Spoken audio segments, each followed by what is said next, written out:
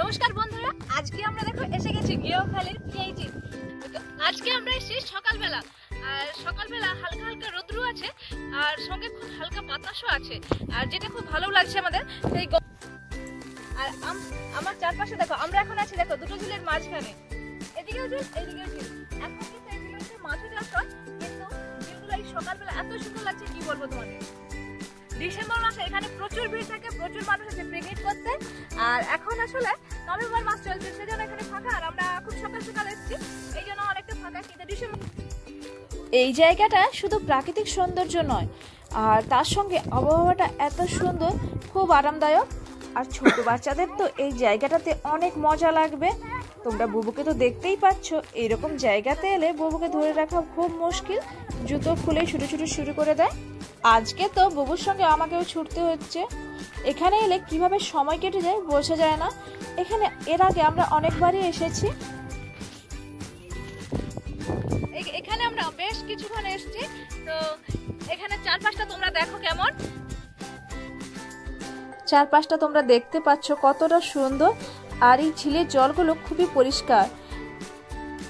গেওখালিতে ঘোরার জন্য শুধুমাত্র এই পিএইচি নয়, তার সঙ্গে রয়েছে সুন্দর একটি নদী, আর নদীর ধারে প্রচুর জায়গা, পিকনিক করার মতো জায়গা রয়েছে নদীর ধারে।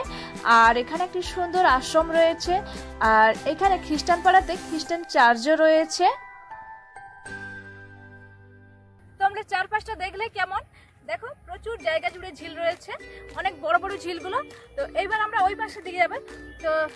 তো চলো ওই পাশে, ওই পাশটা কেমন এবার যাই। এখানে কিছু ফেলে রাখছেন না?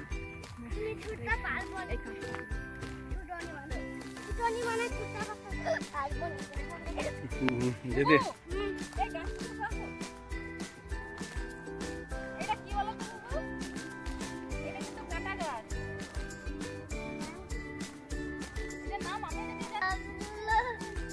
দেখো কত সহজ।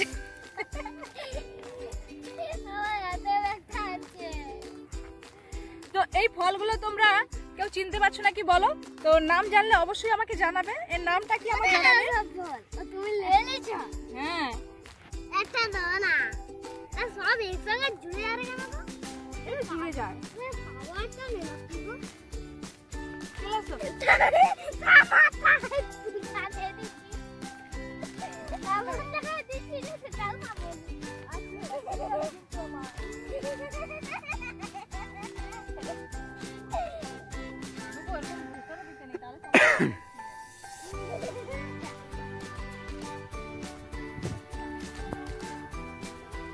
তো ডিসেম্বর মাসে এখানে প্রচুর মানুষ পিকনিক করতে আসে, এটা একটা পিকনিক স্পট বললেই চলে। আর এখানে পিকনিক করার সত্যি খুব উপযুক্ত জায়গা। আর এখন তো এখানে অনেকে বেড়াতেও আসে, আর বেড়াতে এলে এখানে থাকার জন্য হোটেলও আছে। তো চলো তোমাদেরকে হোটেলগুলোও দেখাচ্ছি। আর এই পিএইচিটা একদম গেওখালি নদীর ধারে, গেওখালি বাস স্টপেজ থেকে সামান্য একটু দূরে। 25শে ডিসেম্বরের সময় কিন্তু এই ঝিলের মাঝখানের রাস্তাটা ঘেরে দেওয়া হয়। আসলে পিকনিক করতে এসে ঝিলগুলোকে এতটাই নোংরা করে দেয়। মহিষাদল থেকে খুব বেশি দূরে নয় এই গেওখালির পিএইচি, বাস টোটো সবই চলে, খুব সহজেই যে কেউ আসতে পারবে। এবার দেখো, এটা ঝিলের পাশ থেকে রাস্তা গেছে, আর ঝিলের চারপাশেও কিন্তু অনেকটা করে জায়গা রয়েছে, সেগুলোতে অনেকে পিকনিক করে।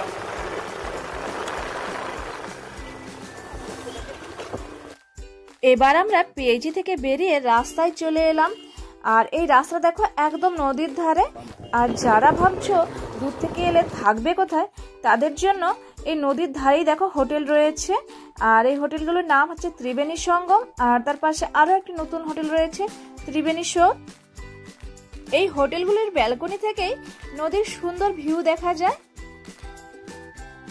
যারা লঞ্চে করে আসবে ভাবছো, তাদেরও কোনো চিন্তা নেই। তো গেওখালিতে ফেরি চলে, একটা গেওখালি থেকে নূরপুর, আর একটা ফেরি চলে গেওখালি থেকে ডায়মন্ড হারবার। এই দুটো ফেরি চলে।